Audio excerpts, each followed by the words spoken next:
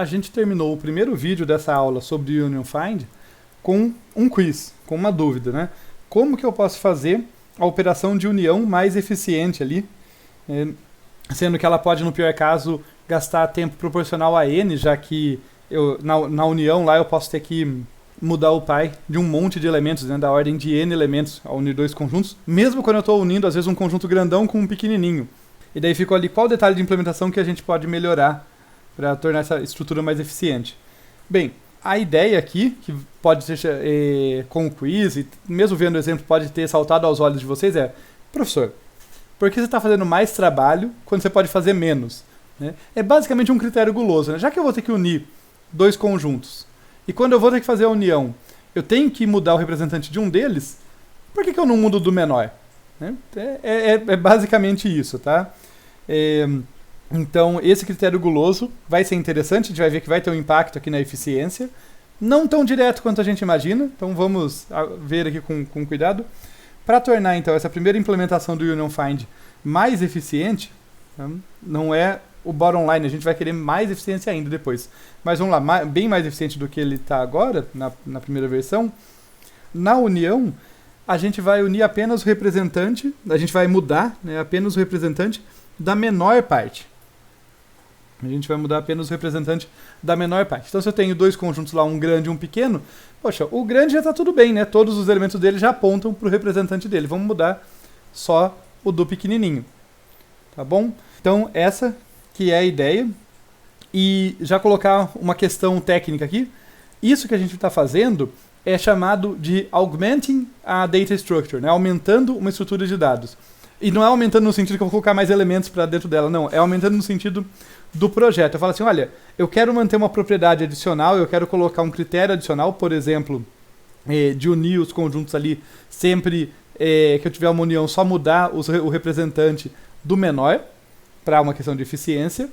Mas daí eu tenho que ter, com eficiência, a informação de qual estrutura é maior, qual dos conjuntos é maior. Então agora, para guardar os conjuntos, eu tenho que ter, na minha estrutura, eu tenho que ter ali para cada conjunto o tamanho dele. Bom, então, entram esses detalhezinhos de implementação aí. E isso, eu gosto de chamar a atenção de vocês, porque sempre que a gente aumenta uma estrutura de dados, com aquela informação nova a gente é capaz de tomar decisões mais espertas, muitas vezes, como é o caso aqui, mas a gente tem que lembrar de atualizar, não basta guardar aquela informação inicial, né? Quando eu faço uma união, os tamanhos mudam, daí eu tenho que atualizar o tamanho dos subconjuntos, já para que as próximas decisões sejam bem embasadas. Então tem que sempre tomar esse cuidado na hora de mexer numa estrutura de dados. E o outro motivo que eu gosto de destacar isso é que isso é parte do motivo porque a gente estuda estruturas de dados. Estudamos lá em AED1 e AED2 e estudamos aqui também em PAA, né? Estamos vendo o Union Find aqui. Porque se eu quisesse só que vocês usassem estruturas de dados, era só estudar muito superficialmente. Ó, tem tal estrutura, ela tem tais operações, tal eficiência, acabou. O motivo que a gente abre a caixa preta e olha dentro é que isso vai trazer mais bagagem para vocês e vai permitir que numa situação em que uma estrutura de dados como ela é na biblioteca não resolve o problema de vocês podem abrir a caixa preta e falar, e se eu mudar isso? Será que ela atende melhor a minha necessidade? Então vocês são aptos a personalizar uma estrutura de dados para a necessidade do projeto de vocês. Feita essa recordação aqui da motivação do porquê, de um dos motivos por que a gente faz isso, a gente tem uma má notícia, que a gente vai ver que a operação de union, mesmo com essa mudança, que do ponto de vista heurístico ali, né, na implementação parece uma ótima ideia, legal, né? Parece sempre melhor reconfigurar ali, mudar os representantes da menor parte do que da maior. No entanto, e se eu tiver algo assim, ó, vamos ver.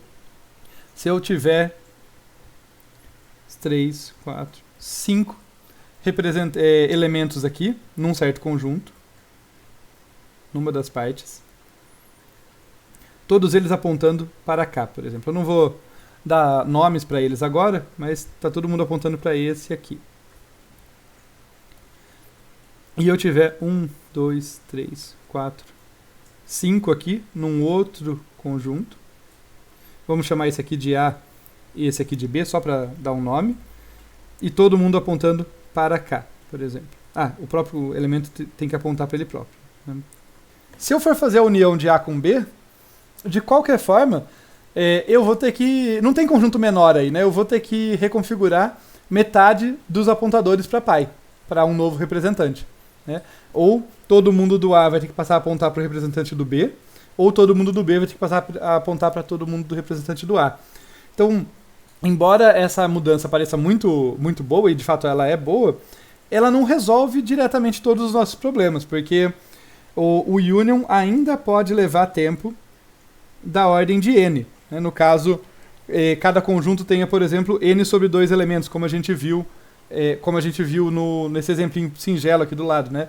Imagina que eu tenho um grafo enorme, falei grafo, mas um número enorme de elementos, né? Não estamos restritos a grafos, aqui eu tenho, por algum motivo, tratar um monte de elementos, lá tenho milhões de elementos, e eu tenho 2 conjuntos. A minha partição acabou caindo para uma bipartição ali com 2 conjuntos, cada um deles com 500 mil de elementos, e daí eu tenho que fazer uma união.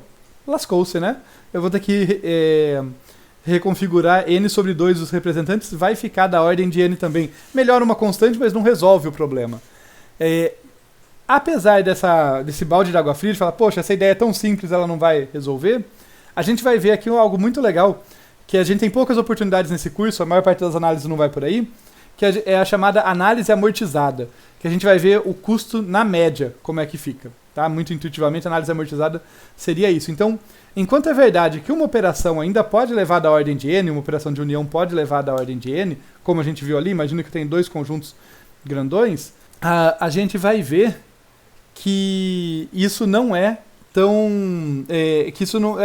essas operações não podem ser tão frequentes por causa desse critério. Então, na média, a gente vai conseguir algo melhor. Já dando spoiler para vocês, o custo amortizado aqui da união vai passar a ser log de n.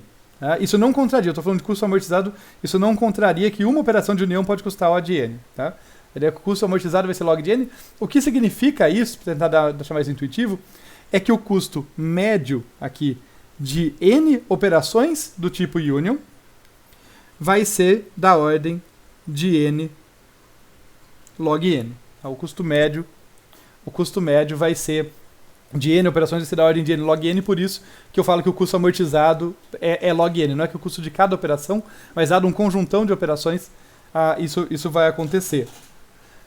A intuição disso é que, como eu estou sempre tomando esse cuidado de reconfigurar a metade menor ali, o conjunto menor, apenas os representantes, mudar o representante do conjunto menor apenas, essas operações do tipo que eu mostrei para vocês ali, olha, eu tenho 2 subconjuntos com n sobre 2 elementos, elas vão ser raras, eu não posso ter um monte delas.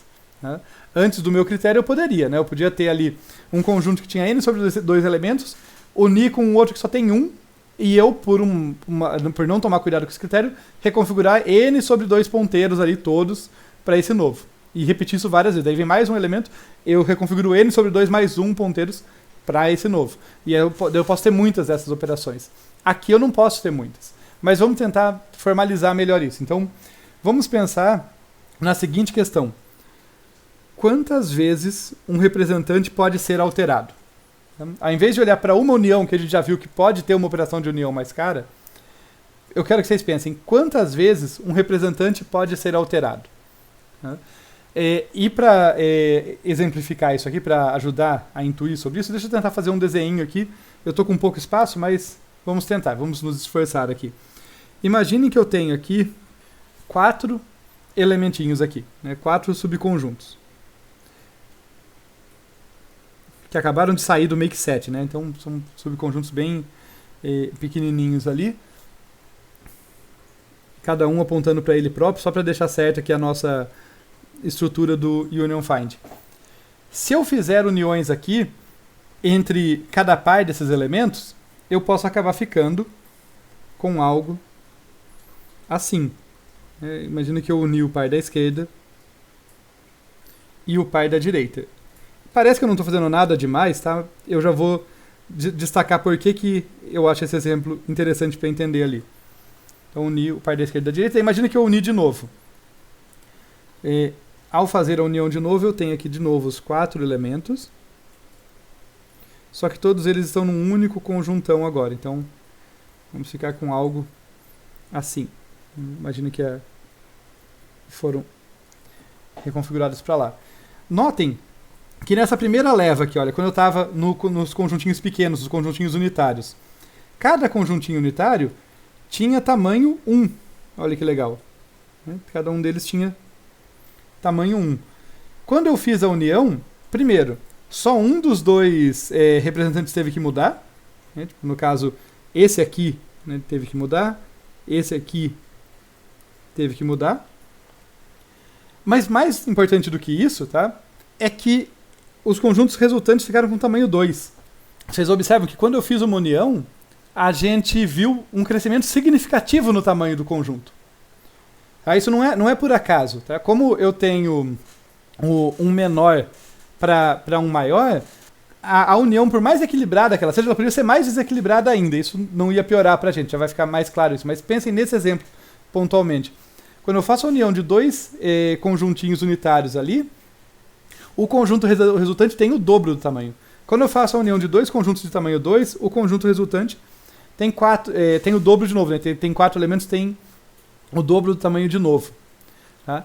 Então notem que com esse critério de sempre conectar o menor, de sempre modificar os representantes do menor conjunto, o representante de um certo elemento, ele não muda por pouco. Essa é o cerne da análise. A gente já vai fazer a matemática, mas eu quero tentar passar a ideia para vocês. Ele não muda por pouca coisa. Se ele está mudando, quer dizer que eu estou saindo de um conjunto pequeno, vamos dizer, para passar a fazer parte de um que tem pelo menos o dobro do tamanho. Porque ainda que os dois fossem super equilibrados no tamanho, somando as duas partes, eu vou ter o dobro. Então, o que eu quero capturar é isso. Cada vez que o representante de um elemento muda, o tamanho do subconjunto em que esse elemento está, o tamanho da parte em que esse elemento está, dobra pelo menos de tamanho. Tá bom? E daí vamos preencher aqui na nossa análise e entender por que isso é importante. Tá? Então, dado um elemento E, cada vez que o representante de E é alterado, a gente tem que uma certa união fez a parte de E, ali o subconjunto de E, ao menos dobrar. Tá? Destaque, ó, ao menos dobrar de tamanho. Pode ser que tenha aumentado muito mais, pode ser que um elemento pequenininho, tá? Um conjunto pequenininho foi unido com um conjunto grandão, então o tamanho da parte dele ficou muito maior. Tudo bem, isso não é problema. O negócio é que eu tenho certeza que eu nunca mudo o representante de um elemento sem que pelo menos a parte dele tenha dobrado, a parte que ele estava tenha dobrado, como esse exemplinho aqui mostra. Por mais, né, que é o pior caso, digamos assim, pra gente, é quando os dois têm o mesmo tamanho. As duas partes, no caso, têm o mesmo tamanho. Daí vai apenas dobrar, entre aspas, apenas, tá? Então eu tenho essa certeza de que isso vai dobrar. A intuição que vem para vocês agora, a gente já vai preencher a matemática, mas eu gosto de trabalhar com a intuição de vocês, é que quando eu tenho algo que dobra a cada operação, né, cada troca de representante, o tamanho da parte dobrou. A cada troca de representante de um elemento, o tamanho da parte dobrou. A intuição que devia vir para vocês é, poxa, algo que está dobrando não consegue continuar dobrando tantas vezes antes de atingir o topo, antes de atingir todos os elementos, porque eu tenho um topo. Né? O meu topo é o número total de elementos. Então fica a intuição, eu não vou conseguir fazer isso muitas vezes. Tá? Para vocês que já estão mais acostumados com a relação entre exponencial e logaritmo, você já tem a intuição ali, opa, quantas vezes no máximo eu vou conseguir fazer isso? Né? Quantas vezes isso vai poder dobrar? Mas vamos formalizar aqui, ó. Sendo K o número de alterações ali, tá? Então K vai ser o responsável por contabilizar o número de alterações, o número de mudanças que o representante de E sofreu, sendo E um elemento qualquer. Como a gente sabe que o número de elementos dobra ali, o número de elementos da parte de E dobra a cada alteração, a gente sabe que o número de elementos no conjunto de E vai ser maior ou igual que 2 elevado a K, já que no início tinha apenas 1. Né? No início a gente tinha 2 elevado a K é igual a 2 elevado a 0, não tinha nenhuma alteração ainda, estava com o valor inicial, que é igual a 1 elemento por conjunto. Então, no início começou um conjunto unitário, cada vez que mudou o representante dobrou, depois de K dobras, o número de K mudanças, né? Eu tenho K pelo menos dobras de tamanho, o número de elementos aqui no conjunto de E, na parte de E, é maior ou igual que 2 elevado a K. Só que N é o número máximo de elementos, não tem como ter mais do que isso. Então a gente tem aqui que N é maior ou igual do que o número de elementos no conjunto aqui de E, na parte de E. que a gente já sabe, por causa daqui de cima, né, que é maior ou igual que 2 elevado a k. Isso implica para a gente, isso aqui vai implicar para a gente, colocar na linha de baixo, que n maior ou igual a 2 elevado a k, se eu jogar log dos dois lados, k é menor ou igual que log de n. Deixa eu destacar essa expressão que é importante. Quer dizer que o número de vezes que um representante pode mudar é no máximo log n. Tem representante que vai mudar menos do que isso, mas não tem como um representante mudar mais do que log n vezes. Isso aí foi para um elemento qualquer. Somando ao longo de todos os n elementos, o total de alterações de representantes vai ser da ordem de n log n. Tá? Isso aqui que é a análise amortizada que eu falei para vocês. Então, embora uma união possa gastar bastante, o trabalho total que todas as uniões podem fazer juntas é no máximo está 1 para 1 ali, né? Eu posso casar 1 para 1 a menos de uma constante com o número de mudanças de representantes, porque só a união faz mudanças de representante, né? E o número total de mudanças de representantes foi limitado por n log n. Então, não tem como acontecer mais do que n log n mudanças de representantes, não interessa quantas uniões você faça. Tá? Esse é o resultado que a gente tem aqui, não é óbvio a princípio, mas espero ter passado a ideia e também um pouquinho do formalismo para vocês. Destacar aqui essa implementação simples aí que a gente viu, em que cada elemento aponta para o seu representante diretamente e na hora da união o único critério é sempre mudar o representante da parte que tem menos elementos. Ela já é suficiente para garantir que o algoritmo de Kruskal rode em tempo O de m log n. Justamente porque o algoritmo de Kruskal, só lembrando disso para vocês, ele tinha que ordenar m arestas, então ele já pagava algo da ordem de m log n, só para ordenar, e como a gente acabou de ver, todas as uniões juntas que ele possa vir a fazer, que era onde estava o custo, né? O find é O de 1 para essa implementação, então todas as uniões juntas vão custar no máximo n log n ali, para ir mantendo o track dos componentes conexos. No entanto, apesar disso ser verdade, e isso aqui já era suficiente para o Kruskal, porque já tinha o m log n, o Union Find em si pode ficar muito mais eficiente. Tá? Eu escrevi aqui explicitamente, existem impressionantes melhorias, e quando eu falo impressionantes, é porque tem uns resultados muito não triviais. Inclusive, os mais difíceis eu não vou mostrar para vocês, mas a gente vai chegar perto deles, pelo menos para eu dar intuição para vocês, falar, olha, é isso aqui, tá? O projeto a gente vai fazer, só um pedacinho da análise que eu vou deixar quieto porque é muito avançado. Mas é isso que a gente vai ver nessa continuação do Union Find, como fazer ainda melhor.